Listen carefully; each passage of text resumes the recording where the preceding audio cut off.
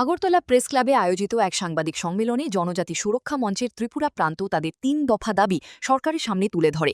সংগঠনের নেতৃবৃন্দ জানান, দীর্ঘদিন ধরে বিভিন্ন গুরুত্বপূর্ণ বিষয় নিয়ে তারা সরকারের দৃষ্টি আকর্ষণের চেষ্টা করে আসছেন, কিন্তু এখনও পর্যন্ত দাবিগুলির সুষ্ঠু সমাধান না হওয়ায় তারা প্রকাশ্যে আন্দোলনের রূপরেখা তুলে ধরতে বাধ্য হয়েছেন। জনজাতিদের সংস্কৃতি এবং ঐতিহ্য রক্ষা করার উপর গুরুত্ব দিয়েই ৩টি দাবি তুলে ধরা হয়েছে।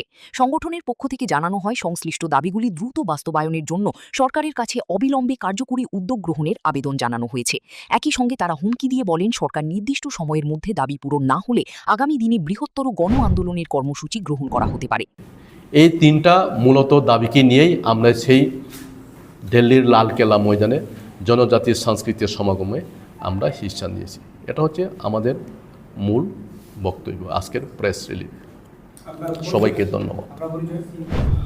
আমি সাংবাদিক সম্মেলনে জনজাতি সুরক্ষা মঞ্চের বিভিন্ন স্তরের কর্মকর্তারা উপস্থিত ছিলেন। তারা দাবি পূরণে সরকারের ইতিবাচক ভূমিকার প্রত্যাশা ব্যক্ত করেন। Bureau report, news now.